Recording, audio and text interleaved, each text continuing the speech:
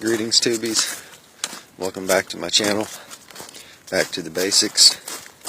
My private YouTube channel for the Alone Show casting in hopes to secure my spot. So I'm out here hiking today. I'm in a dry creek bed, and to be honest with you guys, I probably haven't come but maybe 100, 150 feet in the last 20 minutes. That's not good. So I thought maybe I would distract myself by turning the camera on and talking a little bit. The reason I was moving so slowly is I'm truly fascinated with this area in general when it comes to our ancestors. I'm in the foothills of Kentucky, and they are a well-known place that Native American tribes did battle for the longest time. The Shawnee, the Cherokee, the Cree, the Potawatomi, the Chippewa, even quite a few tribes that you wouldn't normally connect with the area did indeed come here because it was such good hunting grounds. Now, the reason it was such good hunting grounds is, well, for one, the land is lush. This is slippery. The land is very lush and fertile and teeming with game and clean water. But the natives were all superstitious and called it the land of blood, or the land where rivers flow with blood, because it was such violently fought over to control the hunting grounds, or so they say.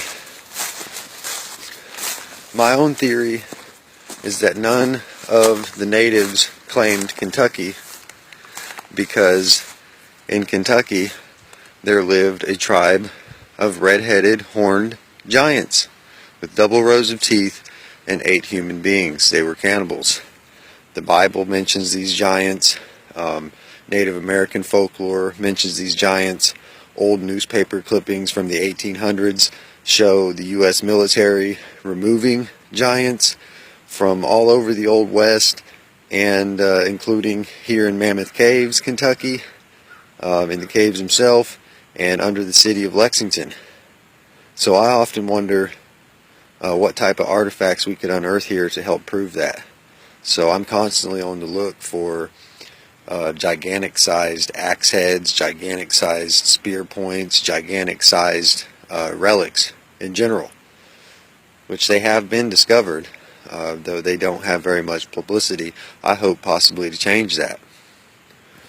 So anyhow, here I am walking and talking, trying to distract myself, and yet again, like I showed on a video earlier, when I had to climb across the log, I found mushrooms. So what are we learning today? I'm about to climb across another log, and what do I find? Mushrooms galore. There's mushrooms up and down this log. So, if I were alone and trying to survive, I would have just found lunch. Now, you don't always have to know the mushroom species. There's billions of mushroom species in the world. It's impossible to memorize them all. But there are a few things, a few indicators that you can learn, a few identifying features, such as the veal, and what color they are, what habitat they're growing on. Are they growing out of the dirt? Are they growing off of wood? If they're growing off of wood, what type of wood? I mean, there's several things that can help you identify the family, and that will help you to know whether it's edible or not. And if you're hungry enough, there's the old taste test theory, which I'm sure got people killed, some of our ancestors, back in the day.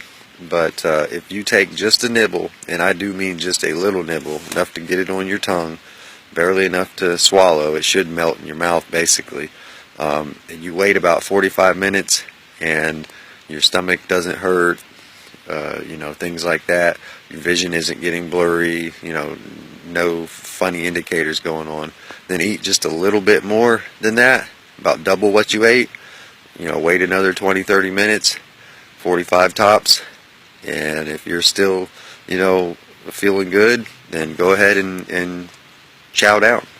So, but I'm going to go ahead and pick a couple of these mushrooms for my own research when I get back to the house. I like to, research every type of mushroom that I find. So, that being said, I'm going to jump off here and pick a few, and I will holler back at you guys in a little bit. Peace.